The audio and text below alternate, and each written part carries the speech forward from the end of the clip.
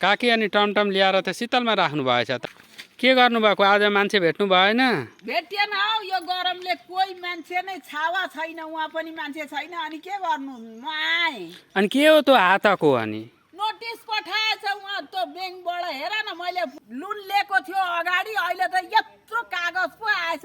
notice आएछ हेर न म त बिर्सियो होला भन्ने ढुक्क परेर बसेकी पो थिएँ त अनि त्यसै लोन त्यसै नतिरी बस्न पाइन्छ त अनि कहिले पठाएको कागज अस्ति आएको म त चुप्प लागेर बसेँ कि अब तिर्नु पर्दैन कि कुरो कन्थो छैन यो कागज त आयो पढेँ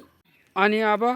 के गर्नु दुई चारजना मान्छे यसो भेट्न पाए त यो तिर्न त हुन्थ्यो दुई चारजना मान्छे यसो भेट्न पाए त यसो लोनको त तिराइ हुन्थ्यो यसो दुई चार पैसा भयो भने थप पाएर तिर्थेँ भन्ने लागेको त्यो मान्छे त अहिले छैनन् यो चर्किएका घाममा कोही पो हिँड्न रहन्छन् हौ मान्छे पनि हौ म त आफूलाई पैसा चाहिएको थियो र बिहानै लिएर आफूले टमटम गकी अरे आजै चाहिँ झन् चर्किएका घाममा झन् छावा मान्छे छैनन् कोही पो चढ्दैनन् ए जानु गर अब राख्नु अब